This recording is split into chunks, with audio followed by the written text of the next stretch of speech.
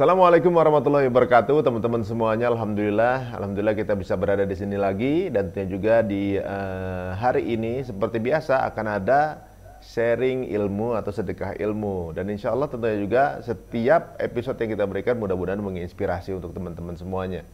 Sekarang saya tahu juga banyak sekali mungkin di antara teman-teman yang tiba-tiba ujuk-ujuk jadi pengusaha sekarang secara darurat gitu, karena mungkin dalam pekerjaannya banyak mengalami mungkin sedang mengalami cobaan di kala pandemi seperti sekarang ini ya. Ada mungkin yang tadinya kerja sebagai pilot gitu, kemudian turnover menjadi penjual kuliner di Instagram, dan banyak kan memang jadi UMKM. Kalau nggak salah sekitar 60 jutaan orang jadi UMKM sekarang ini. Menurut saya sih ini sebuah fenomena yang sisi lain juga bagus juga, tapi ada hal lain juga bahwa ternyata para yang mulai berusaha di Instagram, berusaha kuliner, itu sebenarnya sambil bertanya juga gitu, bagaimana saya bisa eksis? Saya sebenarnya belum tahu banyak ilmunya gitu. Apakah saya dengan jualan begini bisa jadi sesuatu atau bisa untuk mencari nafkah? Jangan salah. Kita akan bertemu dengan seseorang, pembicara kita untuk hari ini. Ini kisahnya juga sangat luar biasa. Dia sekarang sudah memiliki semacam enterprise kuliner, padahal diawali hanya dengan satu gerobak saja. Mau tahu siapa dia? Inilah dia profil temu kita untuk hari ini.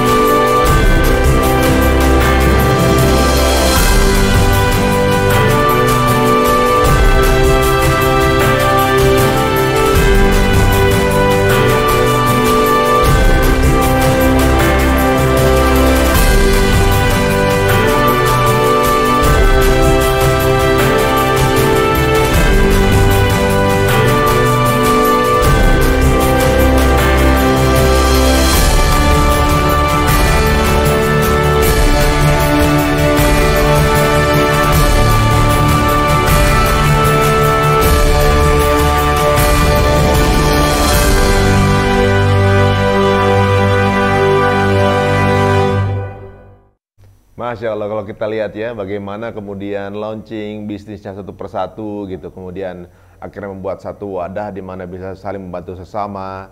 Itu tentunya juga orang ingin sekali melihat pada saat kesuksesan seperti itu. Tapi banyak yang mungkin nggak tahu bahwa awalnya itu hanya dari satu gerobak. Nah gitu. Untuk menyemangati teman-teman semuanya, langsung saja kita akan ngobrol langsung dengan mastermind behind the scene dari sesuatu yang barusan kita lihat hari ini, dan mudah-mudahan bisa menambah semangat dari teman-teman semua menyaksikan acara ini. Langsung saja, inilah dia Mas Hendy Setiono. Assalamualaikum Mas Hendy. Waalaikumsalam warahmatullahi wabarakatuh. Apa kabar Mas Ari? Alhamdulillah, luar biasa. Waduh. Mas Hendy, Masya Allah, kalau lihat dari fotonya Mas Hendy ini ada beberapa brand ini ya, dari tadinya cuma, saya rasa saya tahunya itu dari ujungnya ya, yang kebab Turki ini ya. Kemudian ini sepertinya udah mulai ada banyak brand ada di sana gitu ya.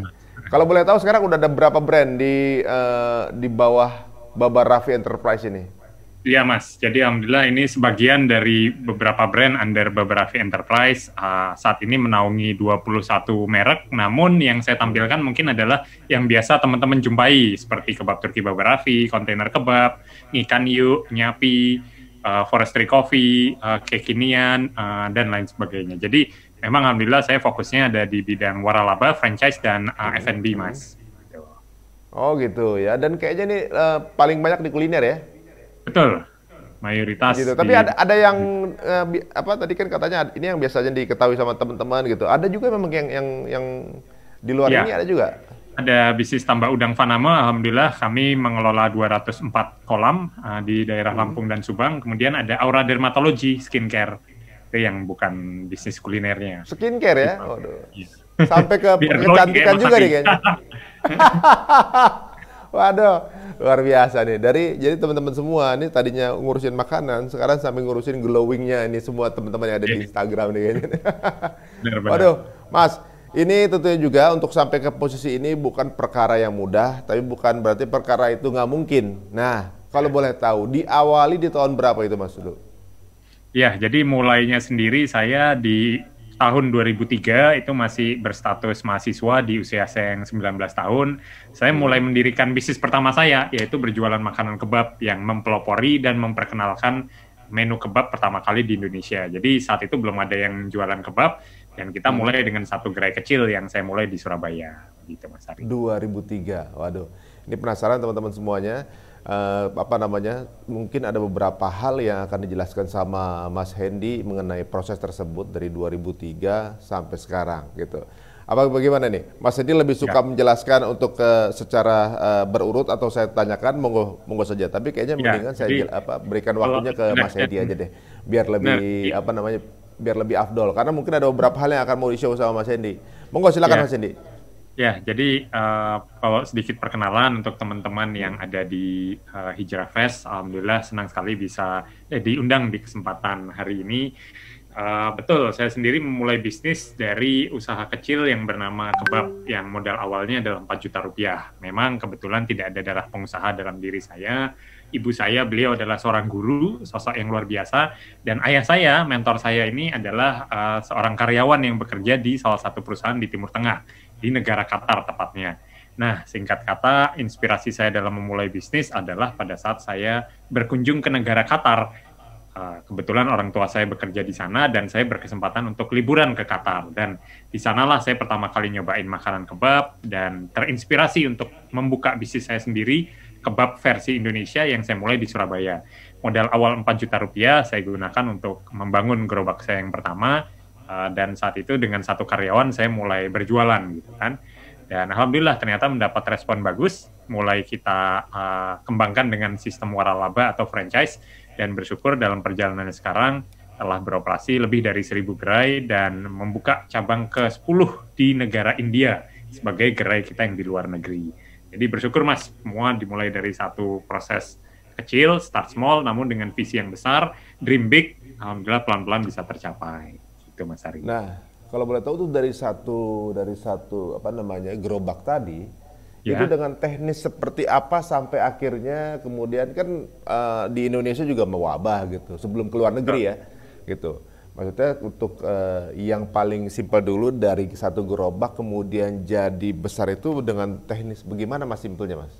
Iya, jadi memang karena mungkin basic keluarga saya tidak ada yang berbisnis ya Mas. Jadi saya harus belajar dan mencari ilmu dalam entrepreneurship dan mentor itu di luar.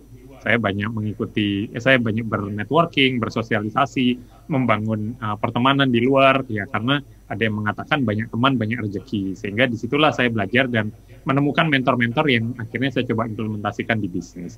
Yang kedua, ibu saya memang perannya sangat luar biasa. Mungkin tidak dalam aspek bisnis, namun dalam doa-doa yang beliau selipkan di setiap kali ada kesempatan beliau dalam menjalankan sholatnya dan ibadahnya, selalu mendoakan anaknya, termasuk usaha yang saya jalani. Sehingga proses itulah yang kemudian disertai dengan doa dan usaha yang membuat akhirnya usaha kecil saya berjualan kebab ini akhirnya bisa membuka cabang kedua, bisa membuka cabang ketiga. Dalam 1 tahun, alhamdulillah saya bisa membuka 6 cabang milik sendiri gitu ya. Jatuh bangun, kehujanan, itu proses yang saya lalui hingga akhirnya pada tahun kedua saya memberanikan diri untuk mengembangkan lebih luas lagi melalui sistem franchise, dan disitulah akhirnya momentum bisnis Baba Raffi bisa bertumbuh melalui jaringan waralabanya, begitu Mas. Mulai di franchise tahun berapa tuh Mas? Ya, tahun 2005-2006, saya ingat sekali.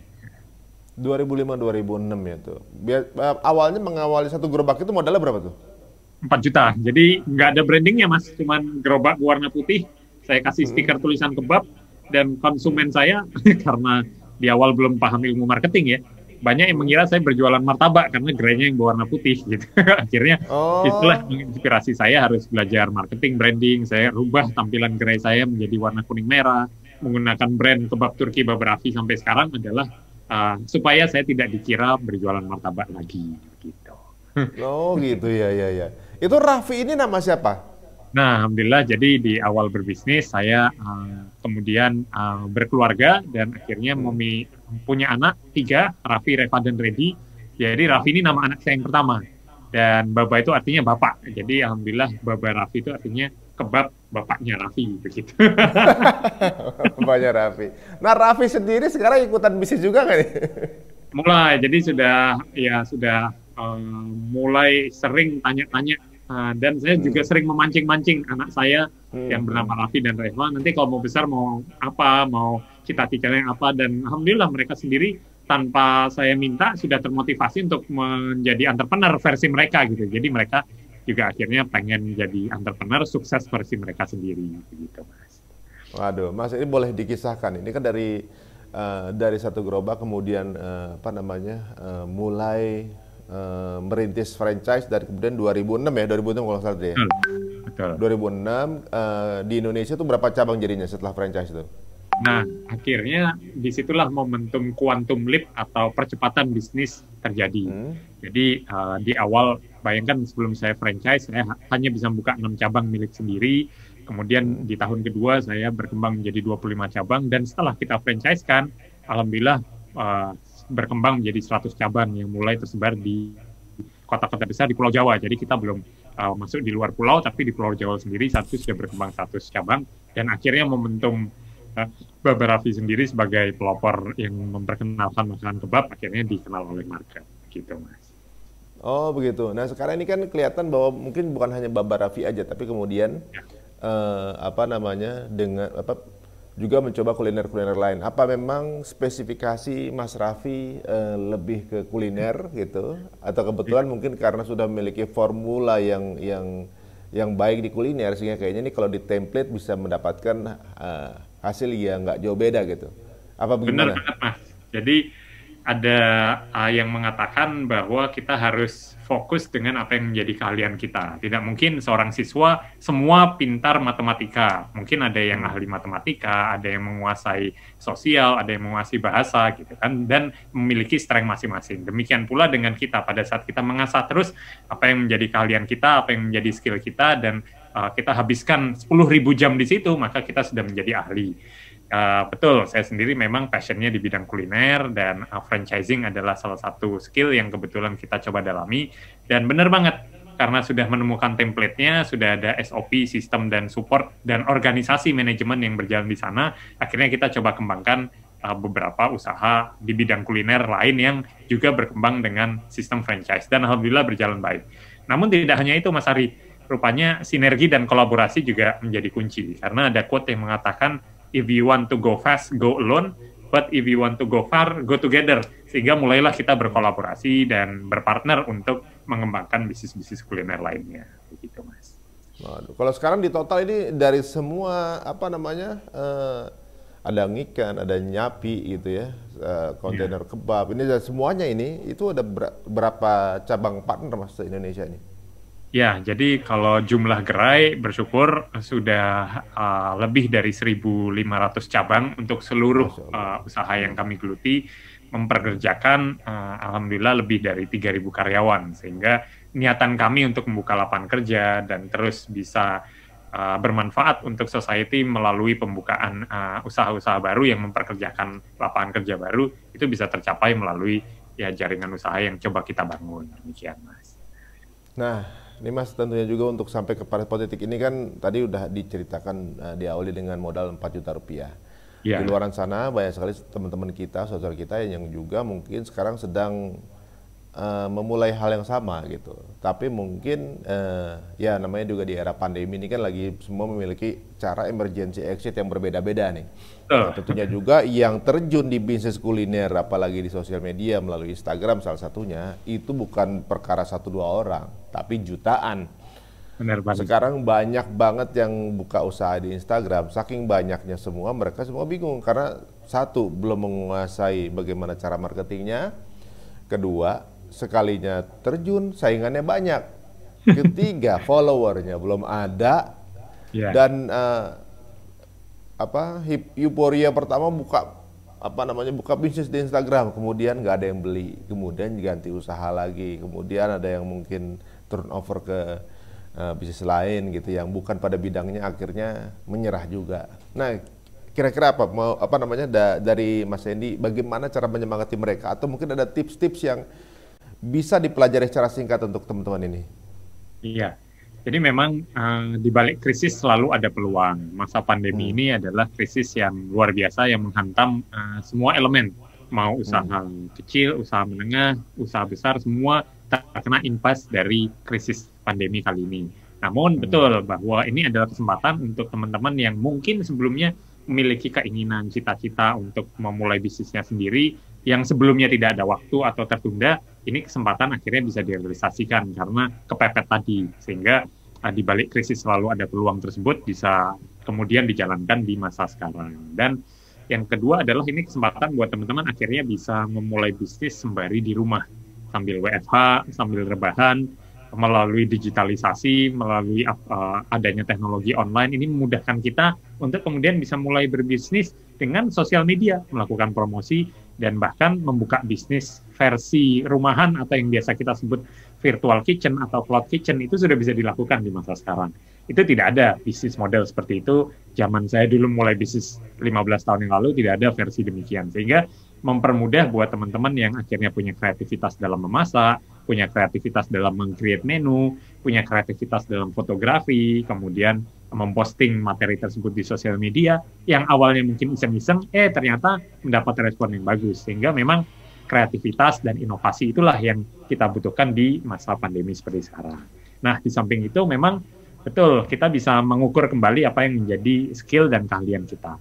Kalau kita pinter produksi atau menguasai produksi namun lemah dalam hal marketing, tidak ada salahnya kita menggandeng partner atau berkolaborasi dengan teman yang memiliki keahlian di bidang marketing.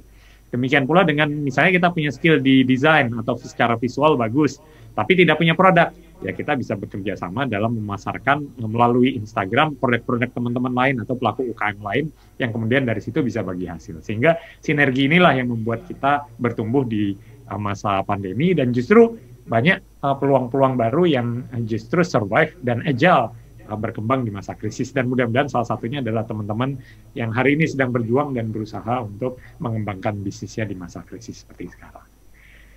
Masya Allah, mudah-mudahan juga teman-teman jadi tambah semangat ini yang di rumah menyaksikan ini. Nah, Mas ini kan kalau dilihat dari beberapa bisnis Mas Hendy sendiri ini untuk di kala pandemi ini juga mendapat cobaan atau enggak nih? Pasti. Dan Impact yang alhamdulillah, terasanya itu di mana? jadi terjadi sekali. Memang ini satu kondisi yang luar biasa ya, tidak hanya dialami oleh uh, segelintir orang, namun dialami oleh semua pelaku usaha di seluruh dunia, termasuk kami. Hmm. Beberapa store kita di mall harus ditutup akibat di awal pandemi mallnya tidak beroperasi. Kemudian yang sebelumnya ramai akibat dine-in, untuk bisnis kami yang ada di ruko, akhirnya tidak boleh lagi dine-in dan hanya mengandalkan take away. Demikian pula dengan beberapa bisnis yang bukanya 24 jam seperti kontainer kebab kami, bukanya 24 jam. Tapi karena aturan PSBB yang tidak boleh lagi beroperasi di atas jam 9 malam, membuat operasionalnya pasti menurun. Sehingga secara omset benar itu terjadi penurunan pada bisnis offline-nya. Namun dengan kreativitas, dengan inovasi, dan mencoba untuk beradaptasi dengan tren bahwa konsumen menginginkan sesuatu secara cepat. Apa yang mereka lihat di Instagram atau sosial media, kemudian mereka ingin memesan directly melalui aplikasi delivery online. Nah, hal inilah yang membuat kita akhirnya fokus berpromosi dan melakukan kreativitas pada apa yang ada di konsumen kami, gitu kan, sehingga dengan strategi promosi yang efektif, walaupun penjualan offline-nya turun, namun penjualan online-nya terjadi peningkatan yang luar biasa yang akhirnya mensubsidi kekurangan tersebut. Kuncinya adalah terus berusaha, terus bergerak, mencari cara-cara baru, jangan mengeluh, jangan menyerah, pasti ketemu jalan agar kita bisa survive dan beradaptasi dalam kondisi seperti sekarang. Gitu Mas Ari. Aduh, jadi tetap mencari jalan ya. Ketika dapat Ya, pandemi, berarti sebenarnya masing-masing tuh diberikan waktu untuk apa namanya, mencari solusi yang tepat. Karena setiap bidang pasti solusinya beda-beda, dan benar. itulah mungkin yang membedakan kita dengan orang lain gitu. Pada saat bagaimana kita bisa bermanuver di kala dapat cobaan seperti ini, luar biasa sekali nih.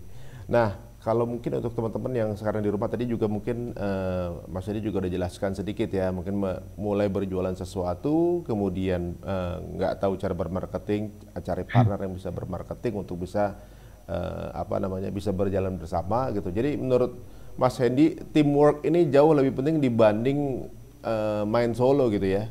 Betul, apalagi zaman sekarang. Sekarang eranya kita bersinergi, membangun tim, membangun partnership, sehingga itu banyak sekali manfaatnya gitu. Mulai dari modal yang bisa semakin mudah, risiko yang terbagi, lebih banyak yang membantu dalam memikirkan bisnisnya, dan kemudian inilah yang akhirnya saling mensinergikan skill yang berbeda-beda, diferensiasi skill set yang akhirnya bisa dipertemukan dengan adanya tim dan partnership yang baik, begitu.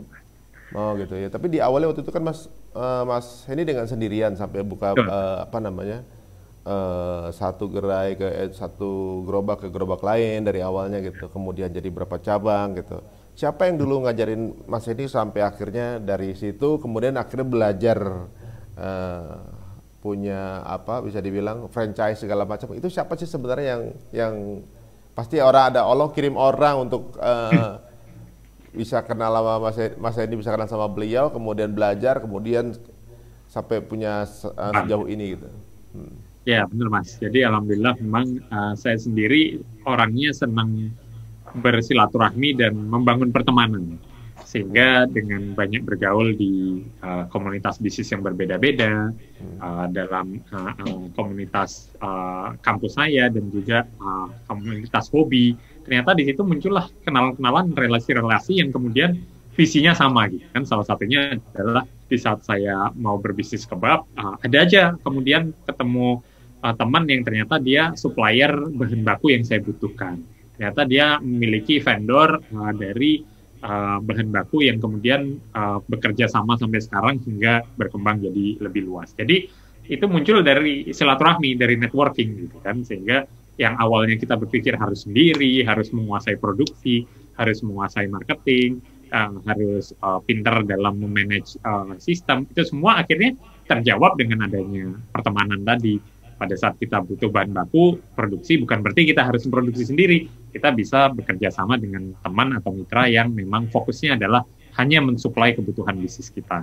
Atau pada saat kita marketing, di saat saya tidak menguasai sosial media, ada teman yang menguasai sosial media yang kemudian bisa menjalankan promosi sosial media dari brand-brand kita dengan baik. Sehingga dengan seperti itu kita tinggal fokus dengan apa yang menjadi keahlian kita, apa yang menjadi skill kita. Selebihnya bisa kita kerjasamakan atau kita vendorkan dengan partner lain yang ada. Jadi betul, saya banyak terbantu dengan adanya relationship dan pertemanan yang baik yang tanpa disangka-sangka sekarang sudah berjalan hingga belasan tahun begitu, Mas. Waduh, berarti benar sekali teman-teman semuanya. Kalau di para ustadz bilang kan, salah satu pintu rezeki adalah silaturahmi. Jadi barusan berarti diawali dari seringnya silaturahmi, ketemu orang-orang yang nanti juga akan ketemu dengan orang-orang yang tepat gitu ya. Biasanya orang dengan ketertarikan sama akan ketemu gitu biasanya kan. Benar Itu banget, luar Mas. biasa sekali. Jadi dari situ. Nah kalau boleh tahu nih Mas nih, berarti kan tuh untuk di fase awal, pasti ini dalam sampai sejauh ini pasti udah mengalami berapa fase gitu kan. Fase awal yang sendirian, kemudian fase memulainya dengan ekspansi franchising segala macam, itu kan berarti sebelum sekitar tahun 2007-an gitu ya, 2007 2008 itu mulai banyak gitu kan. Sampai akhirnya waktu itu kalau nggak salah saya sempat lihat Mas Hedi itu di acara The Apprentice gitu kan. Ibaratnya Mas Hendy sendiri berarti kan orang-orang pilihan gitu, bukan orang sembarangan bisa akhirnya masuk ke acara kualitas internasional kayak gitu. Nah Mas, kalau boleh tahu, pernah nggak sih apa namanya di apa namanya Mas Hendy ini atau Baba Raffi Enterprise ini mengalami fase drop, pernah nggak? Pernah nggak pada saat naik kemudian ada percobaan untuk turun? Pasti kan ada di setiap bisnis itu ada naik dan turunnya. Pernah nggak? Gitu. Pernah banget Mas. Jadi Tahun berapa tuh? dalam perjalanan 17 tahun saya menjalani bisnis, ya termaksud hari ini adalah krisis keempat yang saya pribadi lalui. Keempat ini bahkan ya? Betul, ini krisis keempat. Nah, tiga krisis sebelumnya itu nyaris membuat bisnis saya bangkrut karena aspek gitu? manajemen yang betul. Jadi karena aspek manajemen yang belum kuat, belum adanya sistem yang solid, tidak memahami bagaimana cara mengelola cash flow atau pengelolaan keuangan yang baik, sehingga itu yang menyebabkan bisnis saya di tiga krisis sebelumnya justru nyaris bangkrut. Namun tentunya dengan kita mencoba untuk belajar, kita mencoba untuk mengimprove, hal tersebut bisa diantisipasi pada krisis kali ini gitu. Jadi secara mental kita lebih siap. Tapi kalau saya boleh sharing sedikit, banyak kesalahan pebisnis pemula termasuk saya di awal dalam hal managing cash flow. Jadi banyak yang mencampurkan keuangan pribadi dengan keuangan bisnisnya, menganggap omset adalah keuntungan, padahal sejatinya omset sendiri masih harus dibelanjakan lagi untuk membeli bahan baku, untuk digunakan membayar operasional dan sebagainya. Nah, ini banyak yang pengusaha yang belum tertib dalam mengelola keuangannya, sehingga omset dan kebutuhan harian itu banyak yang kemudian dicampur adukan, sehingga begitu sudah ada tagihan yang masuk, sudah perlu membayar gaji karyawan dan sebagainya, cash flow-nya keteteran. Benar, itu terjadi pada bahkan bisnis kami di fase-fase awal gitu kan.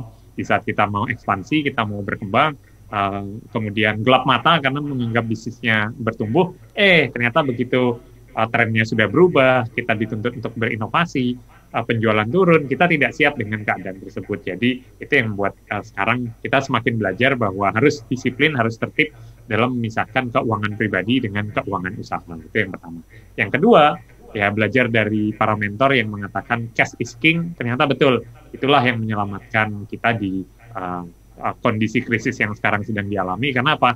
Karena kita disiplin dalam memisahkan keuangan dan sehingga bisa survive karena lebih memiliki cash flow dibandingkan krisis-krisis sebelumnya.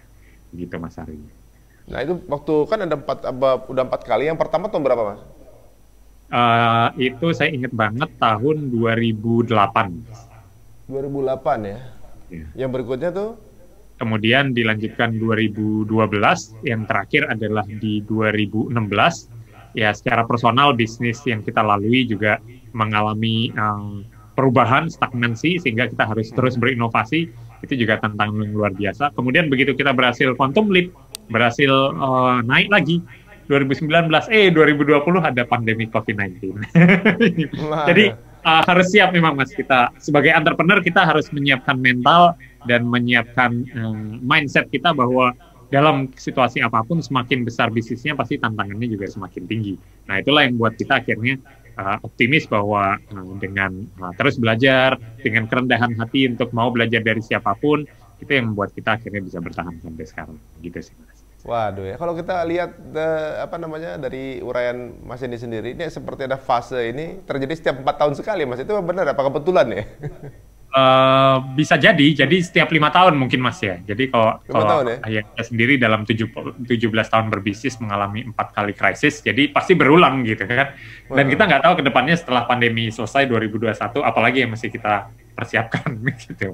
Wah iya benar juga ya. Jadi berarti gini, kalau mungkin pada saat kita sedang mengalami posisi grafik di atas gitu, berarti jangan terlena, berarti maksudnya ya. Ibaratnya gini, Mas ini sendiri mungkin sudah melewati fase tersebut, di mana di fase yang awal dalam posisi peak pernah, kemudian sempat turun dan kemudian bisa bangkit lagi. Tapi ketika bangkit lagi bukan berarti ini udah enak gitu, karena pasti akan menemukan level berikutnya dari cobaan tersebut gitu. Jadi maksudnya itu ketika bisa bangkit itu twice harder, orang bilang kan. Bangkit dari cobaan twice harder, udah lebih keras gitu. Ibarat istilahnya apa ya? What doesn't kill you make you stronger gitu. Jadi ketika wah, oke. Keren Mas Ari. Benar banget itu Mas, quote yang tepat. Ketika misalnya pas lagi balik yang kedua, udah lebih hebat, tapi cobaannya akan datang lebih hebat lagi kan. Nah, ya semakin Nah, besar pohonnya, anginnya semakin kuat gitu, Mas. semakin kuat, tapi maksudnya secara mental juga ada tahu bahwa nanti Juga akan ada datang siap. cobaan lagi gitu. Nah, mungkin masalah teman-teman ini ibaratnya yang membedakan para pelaku usaha yang bisa bertahan dengan yang tidak tuh kebetulan salah satunya juga di mental gitu ya. Kadang-kadang sudah berada di atas, merasa sudah enak gitu. Kemudian ya euforia ini terjadi di mana-mana. Kadang-kadang kemudian expenses yang berlebihan, cash flow-nya nggak jelas gitu, merasa akan dapat uang lagi, padahal apa namanya, memanage cash flow itu menjadi salah satu titik penting dalam bisnis gitu tentunya. Nah, ini dari 4 kali naik turun sampai akhirnya terkena pandemi ini, sekarang sudah mulai beranjak naik kembali, apa namanya, mulai menyusun kembali apa yang mungkin kemarin menjadi cobaan. Tapi nanti pada saat sudah di peak lagi di atas, siap-siap juga bahwa cobaan ini nggak akan pernah berhenti. Jadi belajar itu berarti terus terjadi ya Mas ya? Harus Nggak terus ada menerus finishnya gitu.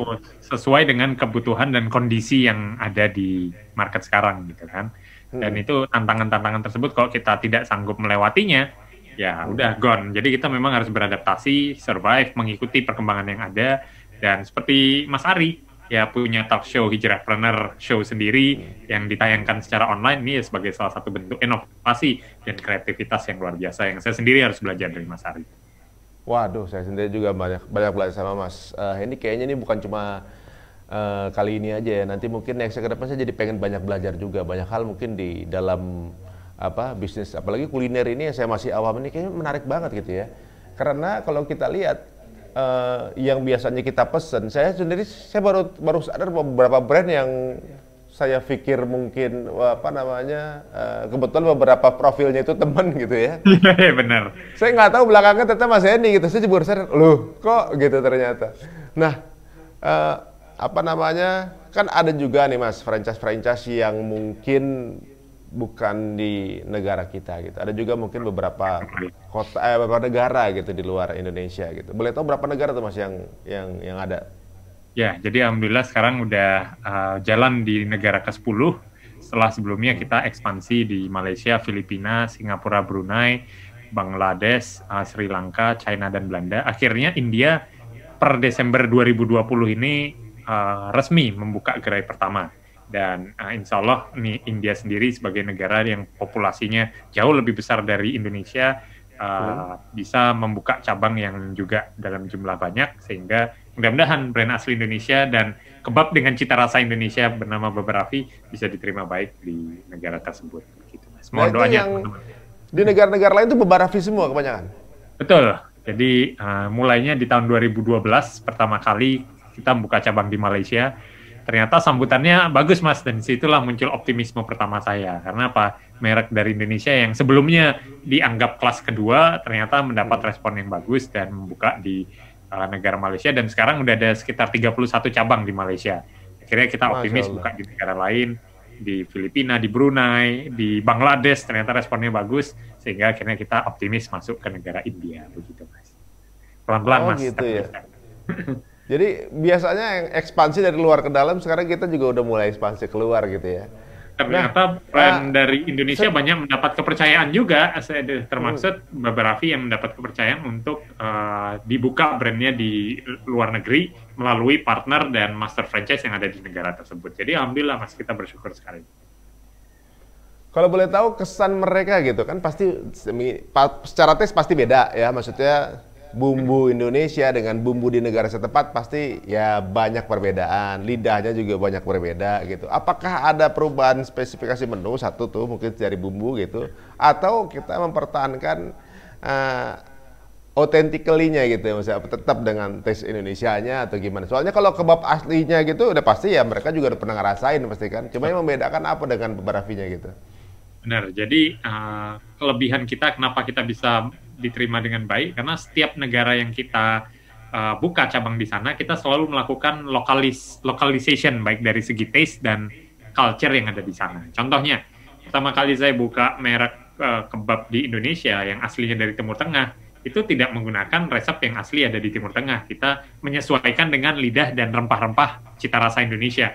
dan akhirnya muncullah kebab Barafi seperti yang ada di sekarang di Indonesia. Namun begitu kita masuk ke negara lain seperti di Malaysia, Filipina, kemudian India, pasti kita juga melakukan penyesuaian di beberapa menu tambahannya. Jadi menu signature-nya tetap ada, namun kita juga menjual menu-menu dengan bumbu dan cita rasa yang ada di masing-masing negara tersebut. Jadi di India kita jumpai kebab dengan cita rasa kari, kebab dengan cita rasa roti tamis, gitu kan, yang sebelumnya memang sudah ada di localization yang di negara tersebut. Namun kebab dengan cita rasa Indonesia seperti chicken kebab atau lamb kebab tersebut tetap juga disediakan. Jadi ini yang menjadi salah satu kunci sukses adalah localization dan aspek lokal di masing-masing negara jangan pernah dilupakan.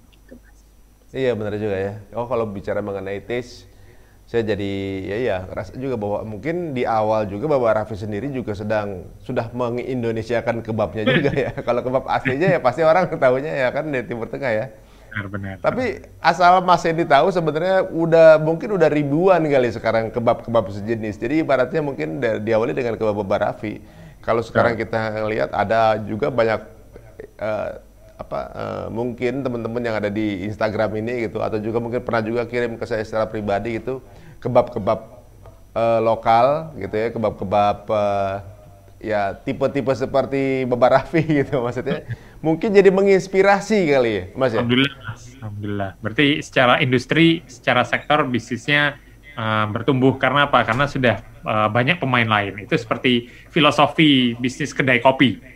Jadi seperti kita ketahui, bisnis kedai kopi, es kopi susu sedang booming, sedang happening, dan di setiap ruas jalan pasti ada kedai kopi merek A, B, C, dan sebagainya. Nah, itu yang kemudian saling membuat industri kopinya sendiri jadi bertumbuh gitu kan. Karena apa? Karena banyak pemainnya. Ya, itu yang saya harapkan juga di bisnis kebab, akhirnya secara produk mulai digemari. Yang sebelumnya saya harus memperkenalkan sendiri dan mengedukasi menu makan kebab. Sekarang karena kebab sudah banyak pemain, sehingga secara edukasi lebih mudah, dan mudah-mudahan konsumen terus mengingat top of mind dari menu makan kebab.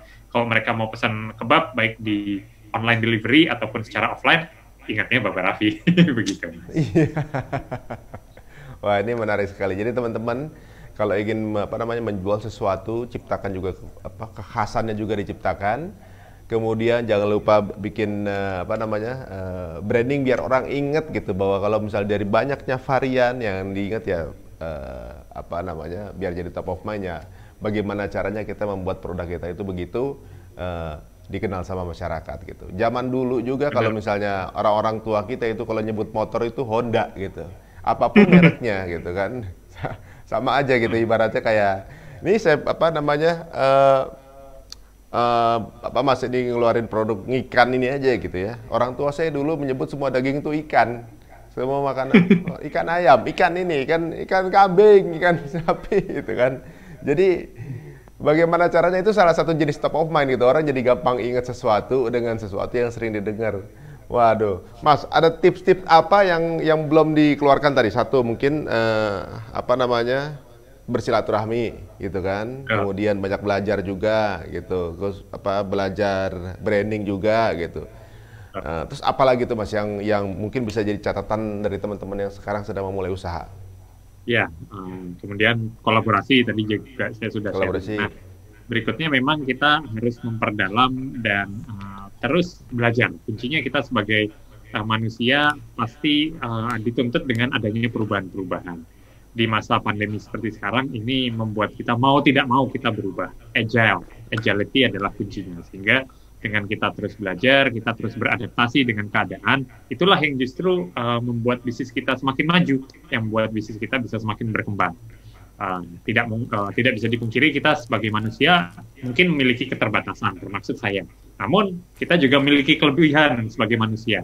Jika itu diasah terus-menerus, maka itu akan menjadi diamond yang kemudian bersinar. Jadi teman-teman kok memiliki skill, punya keahlian apapun, desain, fotografi, videografer, marketing, jika itu kemudian diasah terus-menerus sampai 10.000 jam, maka kita akan menjadi yang terbaik di bidangnya. Jadi tidak perlu kita menyamakan sukses kita dengan sukses orang lain, tapi bikinlah versi suksesmu sendiri, bahwa kamu lebih baik hari ini dibandingkan kemarin, dan besok lebih baik daripada hari ini, sehingga kalian bisa terus berkarya dan menyebarkan kebaikan dan memberi manfaat seluas-luasnya. Seperti itu, Mas Ari. Itu menarik ya tadi salah satu quote, nggak usah kita apa namanya memposisikan gimana teman sukses kita dengan sukses orang lain. Uh, tapi Jadi bikinlah versi suksesmu sendiri, bahwa kamu lebih baik hari ini dibandingkan kemarin, dan besok lebih baik daripada hari ini. itu keren banget ya. Jadi kita kadang-kadang parameternya adalah orang lain gitu. Bagaimana kita melihat orang lain sukses, kok bisa gini, kok bisa gitu gitu. Tapi kadang-kadang lupa melihat bagaimana proses orang-orang tersebut untuk sampai di sana gitu. Kadang-kadang oh kok dia bisa punya ini gitu. Kadang-kadang ada kita ngeliat Instagram atau apa gitu teman-teman semua kan. Kalau kita melihat, waduh dia udah begini, udah begitu gitu. Nah itu yang kadang-kadang justru ada dua hal. Yang satu merasa terpacu untuk bisa pada posisi itu, kemudian berusaha. Ada yang kemudian satu lagi malah timbulnya di hasad. Nah itu jangan teman-teman, karena yang kalau jadi hasad sendiri atau cuma ngiri doang, itu nggak akan jadi apa-apa. Tapi kalau kamu jadi terpacu dan merasa saya juga bisa, waduh, nanti bisa seperti Mas Hendy ini. Jadi kadang-kadang melihat kesuksesan orang lain, dicari bagaimana trik suksesnya, belajar bagaimana apa namanya bisa menjadi sukses versi sendiri gitu ya. Bukan harus sama seperti itu, tapi kita punya memang diberikan rezeki yang berbeda-beda dan tempat dan porsi yang beda-beda juga, dan kita harus temukan itu dengan cara kita juga. Mantap, Sambil benar tentunya banget, banyak Mas Ari. berdoa.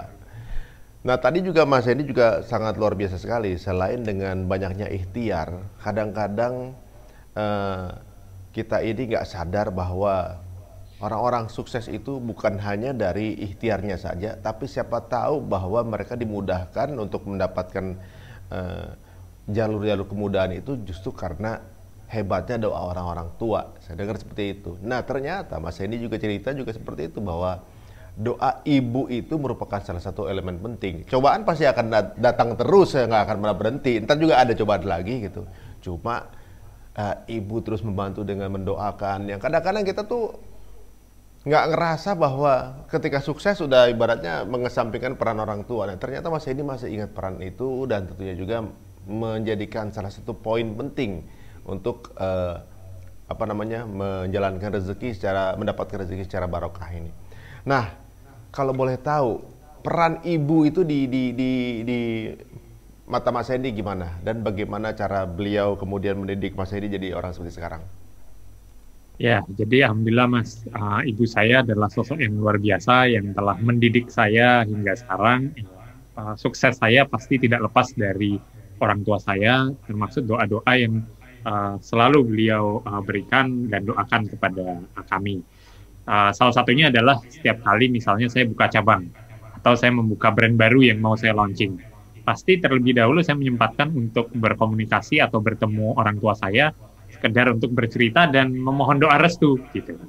Jadi saya mohon doa restu sebelum saya membuka bisnis, saya meminta dukungan dan doa dari orang tua saya, sehingga alhamdulillah dengan doa-doa tersebut mudah-mudahan mendapat respon yang bagus dari market, sehingga doanya diijabah. Nah, yang kedua adalah kita memuliakan orang tua. Jadi sebisa mungkin mumpung selagi orang tua kita masih ada, ya kita terus mendoakan balik kedua orang tua kita dan memuliakan orang tua kita, membuat mereka senang apapun yang mereka inginkan, atau bahkan mungkin belum terlontar tapi menginginkan sesuatu, ya kita sebagai anak sebisa mungkin membahagiakan mereka terus-menerus gitu kan. Jadi ya contohnya kemarin ya mengajak orang tua berlibur di tempat yang tidak terlalu jauh, di dekat-dekat sini saja, tapi melihat ekspresi orang tua saya bisa tersenyum, gembira, melihat pemandangan, persawahan, kemudian karena saya tahu orang tua saya senang melihat yang hijau-hijau gitu kan, pegunungan dan sawah, sehingga saya mengajak orang tua saya ke sana gitu kan. Sekedar apa? Membuat orang tua saya bahagia, ayah ibu saya bahagia, ya sehingga dari situlah akhirnya insya Allah kalau kita memuliakan orang tua, mendoakan orang tua tersebut terus menerus, kita akan yang juga akan menerima rezekinya kembali begitu Mas. Masya Allah, emang itu banyak kisah-kisah yang sangat luar biasa juga ya. Bahwa ternyata salah satunya Mas Hendy juga menjalankan seperti itu, bagaimana caranya berbakti sama orang tua dan terus membahagiakan orang tua. Kadang-kadang sama orang tua itu dibahagiakan nggak perlu yang muluk-muluk ya, sederhana aja sudah bahagia. Dan Benar. lihat raut wajahnya aja, benar juga tuh Mas Hendy. Lihat raut wajah bahagianya aja kita juga jadi tambah bahagia gitu ya. Iya, benar banget, Waduh. Mas. Nah sekarang nih Mas, kalau boleh apa namanya, teman-teman semua mungkin ingin melihat. Ya. Jadi barusan juga mungkin Mas Hendy udah cerita bagaimana kedekatan dengan orang tua. Jadi mungkin yang sedang menonton sekarang juga mungkin baru teringat ya bahwa ternyata ada mungkin aja usahanya udah kemana-mana, ikhtiar kemana-mana, tapi lupa untuk berbakti sama orang tua, tapi lupa untuk ingat sama orang tua bahwa ternyata elemen salah satu pembuka rezekinya adalah doanya. Nah, Mas, silahkan mungkin kalau sekarang ini mau menghubungi ibunda atau bapak gitu misalnya untuk mengucapkan terima kasih atas apa namanya pencapaian sekarang ini, monggo Mas, silakan. Oke. Sekarang orang tua lagi di mana nih? Kebetulan orang tua ada di Jakarta di rumah, jadi saya izin baru aja tadi malam kembali pulang ke Jakarta. Jadi saya telepon aja ya Mas Ari ya. Jadi Loh, saya, Mas Endinya di mana? Di saya di Surabaya? Surabaya. Oh, Mas Endi di Surabaya, orang tua rumahnya malah di Jakarta. Jakarta. Jadi kalau Di mudik ke Jakarta nih? ya atau kadang orang tua yang saya ajak ke mari ketemu sama cucu-cucunya. Jadi senang sekali. Oh, begitu. Ya. Silakan Mas, silakan. Oke, saya telepon ibu saya ya Mas. Silakan, silakan. Nah, teman-teman semuanya nih. Nah, ini nih, sudah boleh masuk.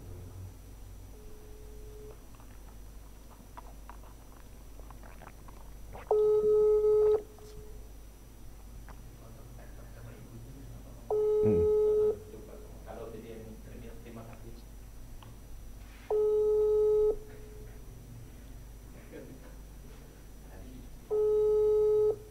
Nah, tipenya mirip ibu saya nih kayaknya Mas. Tipenya Kalau di telepon tuh jarang angkat. nggak aware kalau ada telepon masuk gitu ya. Mm-mm. Coba ditunggu dulu. Usia sudah berapa tuh Mas, Ibu? Ya 62 ya. 62. Coba saya telepon pakai yang bukan video call. Kalau apa? Bapak? Bapak 65. 64 65.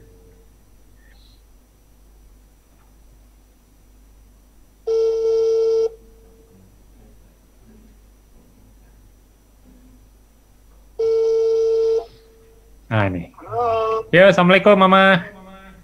Waalaikumsalam. Ya, Mama gimana, sehat-sehat? Alhamdulillah. Ya, Di rumah. udah di rumah. Ya.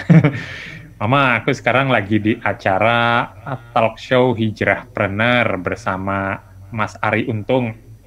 Jadi, Mama sekarang lagi masuk di acara, tapi sebenarnya aku pengen ucapin makasih banyak buat Mama karena supportnya, karena doanya Mama selama ini. Akhirnya Alhamdulillah usaha-usaha yang aku jalanin bisa berjalan dengan baik dan terus berkembang. Dan juga nggak lupa di Hari Ibu ini aku juga pengen mengutarakan bagaimana aku bahagia banget memiliki sosok ibu seperti Mama yang sudah dukung dan support aku selama ini. Makasih ya Ma, doa-doanya. Amin. Sehat selalu. Amin. Ini ada Mas Ari Untung mah, artis yang terkenal itu di sini. Waduh. Assalamualaikum Ibu. Ibu sehat? Iya Mas, gimana kesannya? Alhamdulillah. Alhamdulillah. Bu, ini teman-teman semua nih pada mau dengar bagaimana sih sebenarnya apa namanya cara mendidik Mas Hendy di waktu kecil itu seperti apa, Bu? Ya biasa aja seperti pada umumnya anak-anak. Waktu Iya. kecilnya bandel nggak, Bu? Kecilnya bandel ya perlu perhatian, bimbingan. Terus setelah anak tua masih kecil, setelah besar ya, ya berjalan apa, bagaimana kita sebagai orang tua hanya bisa melihat dulu bagaimana ke arah yang bagaimana. Alhamdulillah semuanya ke arah yang positif. Gitu. Tapi saya tidak lepas, selalu saya memohon sama yang di atas. Itu saya selalu gitu. Nah, dengan Ibu. pertolongan yang di atas, ya memang permohonan dari yang di atas. Jadi saya memohon sama yang kuasa gitu. Iya, mendoakan terus ya Mama. Iya, selalu. Gitu. Alhamdulillah. Nah, Mama kalau boleh tahu isi dari doa-doa Mama itu untuk Mas Hendy apa aja? Ya jelas ya, saya berharap menjadi anak yang soleh, bakti, berbakti, ya berguna bagi bangsa, ya berguna bagi keluarga, juga bermanfaat bagi keluarga dan juga bagi bangsa dan negara. Gitu, bisa banyak membantu bersama umatnya gitu. Mama kalau boleh di momen ini pada mendengarkan Mama semua ini kan, boleh dong dengar nasihat buat Mas Hendy yang juga mungkin nanti akan didengar oleh banyak dari teman-teman yang menyaksikan ini, nasihat-nasihat terbaik gitu, kira-kira apa yang bisa kita dengar sama-sama. Ya, saya berharap ya alhamdulillah, Mas Hendy anak yang baik, ya, sabar. Jadi ya, saya bersyukur punya anak seperti Mas Hendy. Tapi tidak lepas dari itu, ya itu tadi, saya hanya bisa, setelah besar seperti ini, saya hanya bisa mendoakan, berharap ya yang terbaik buat Mas Hendy, buat keluarga, buat bangsa dan negara, gitu. Terima kasih ya Ma doa-doanya. Terima kasih luar biasa Mama. Waduh. Sama-sama. Terima kasih waktunya juga ini Mama untuk bisa sharing sama kita walaupun singkat tapi sepertinya maknanya lumayan dalam lah. Ibaratnya banyak sekarang ini mungkin yang melupakan momen justru kedekatan antara Mama dengan Mas Hendy ini merupakan salah satu kunci dari lancarnya bisnis atau juga mungkin usaha dari Mas Hendy. Terima kasih. Amin. Makasih ya Mama, sehat-sehat terus ya Mama. Terima kasih Mama. Ya. Oke, nanti telepon lagi ya Ma. Ya, oke. Ya, Assalamualaikum. Salam. Iya. Ibu Masya saya, Allah. panutan saya, luar biasa. Masya Allah, mantap ini. Jadi sekarang ini teman-teman di rumah sedang menyaksikan gitu. Kadang-kadang kita itu mencari referensi, kadang-kadang kejauhan, kadang-kadang terlalu jauh kita melihat hal-hal yang mungkin bisa dibilang kita menganggap itu sebuah parameter. Itu boleh-boleh saja dalam mencari ilmu atau juga mungkin mencari di mana jalan untuk mendapatkan pola-pola terbaik dalam usaha yang kita jalankan. Tapi jangan lupa bahwa ternyata kadang-kadang kuncinya itu di sebelah kita gitu. Kuncinya justru adalah ketika tangan-tangan tua ini sedang ngangkat. Ini bahaya banget ya, ibaratnya sekali doa itu, waduh. Saya pribadi kalau lagi ada masalah saya telepon ibu saya gitu. Ibu saya kadang nggak tahu masalahnya apa sih, ngobrol aja gitu, minta doa Bu gitu kan. Kalau kita cerita masalah kan dia takutnya malah stres gitu kan, maksudnya malah banyak pikiran. Bu doain dong Bu, doain, minta doa aja gitu kan. Tapi besok gak berapa lama udah selesai. Piye? Ri, udah ini, kamu tadi kemarin minta, enggak udah halah lewat. Gak berapa telepon lagi. Bu doain Bu, pasti ada masalah gitu. Cuma kita nggak pernah, masalah pasti akan datang lagi kan, nggak pernah selesai gitu selama masih hidup. Tapi alhamdulillah ya Mas, doa-doanya terkabul, jadi ada aja jalan keluarnya gitu ya Mas. Nah itu yang ajaib ya, maksudnya kadang-kadang kita cari pola jalan keluar yang kita pikir paling benar, belum tentu benar, tapi ternyata ditemuin kadang-kadang dengan cara yang lebih simpel, ketemu gitu, tiba-tiba bisa selesai sendiri gitu ya, macam-macam ya. Inilah teman-teman semua, ibu atau orang tua adalah momen-momen atau juga mungkin poin-poin penting dalam kita menjalankan apapun, bukan hanya untuk usaha, dalam rumah tangga juga ada masalah, bisa juga konsultasi sama orang tua gitu. Jadi banyak hal, ini satu contoh bisa dibilang bukan contoh kecil aja, ini contoh yang udah bisa dibilang kalau kita lihat dari Mas Hendy sendiri adalah contoh yang bisa kita lihat dalam berbisnis segini banyak, tapi elemen penting untuk doa orang tua tetap di-maintain sama beliau untuk menjaga baktinya kepada orang tua. Nah, Mas, ini sebelum kita tutup, kira-kira Mas ada pesan apa untuk teman-teman semuanya ini gitu. Soalnya lebih banyak yang menyerah dibanding yang lanjut. Ini kan ada sekitar 60 UMKM baru nih kan. Banyak yang menyerah, ada yang juga gagal, coba lagi usaha lain, ada juga gitu. Ada yang kemudian yang established juga ternyata lumayan banyak juga gitu. Tapi yang runtuh di perjalanan juga ya nggak sedikit gitu. Apalagi di era seperti ini. Kira-kira apa tuh Mas untuk penyemangati? Jadi pesan untuk teman-teman yang sedang berjuang, generasi muda yang masih berjuang, terus semangat, pantang menyerah. Kalian masih memiliki kesempatan untuk mewujudkan mimpi-mimpi dan bisa terus membahagiakan orang tua. Jadi bahwa kita dengan masa sekarang mengalami cobaan yang luar biasa, tapi dengan ide-ide cemerlang, dengan kreativitas, dengan semangat pantang menyerah, pasti ketemu jalan. Yang kedua, selagi kita memiliki umur dan ada kesempatan buat memuliakan orang tua, bapak ibu kita jika masih ada, maka manfaatkan waktu kita untuk bisa berbakti dan membahagiakan orang tua kita. Tanpa kita sadari dan tanpa kita duga-duga, doa-doa yang dikirimkan oleh kedua orang tua kita, inilah yang mungkin akan menjadi pembuka jalan ke pintu rizki dan kesuksesan dari bisnis yang sedang teman-teman jalankan. Jadi, pantang menyerah, terus berusaha, jangan lupa untuk membahagiakan orang tua kita. Masya Allah, keren banget Mas Hendy. Ini mudah-mudahan akan menambah banyak semangat untuk teman-teman semuanya. Ingat, semangat ya. Untuk semua yang mungkin usahanya bukan di kuliner, semangat gitu ya. Kuliner yang tadinya mungkin sedang mengalami pandemi, nggak bisa berjualan, ternyata sekarang sudah ada jalan keluarnya. Jadi mudah-mudahan teman-teman yang menyaksikan ini jadi tambah semangat, jadi tambah mungkin sekarang udah mulai menutup usahanya karena mungkin agak sedikit putus asa, mulai ngebuka lagi dan kembali kemudian menjalin silaturahmi dengan para orang tua. Waduh, terima kasih Mas Hendy atas waktunya, luar biasa. Kita doakan semua yang berada di enterprise ini semuanya tambah gemilang pasca pandemi, ditambah ada pergerakan yayasan Hendy Setiono juga ini untuk yang membantu sesama. Ini foundation untuk justru output kan untuk bantu sesama. Apa aja udah dibuat Mas?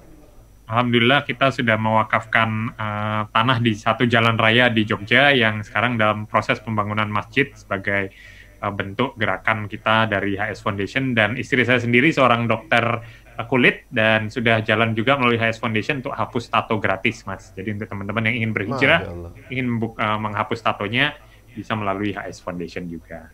Demikian, Mas. Oh gitu, waduh luar biasa teman-teman tuh. Sampai hapus tato aja, bikin kulit kinclong udah dijalanin juga ya. Bukan kuliner lagi ya, kinclong udah dijalanin juga. Sekarang hapus tato juga. Tapi ingat, hapus tato bukan berarti habis hapus mau bikin yang baru gitu.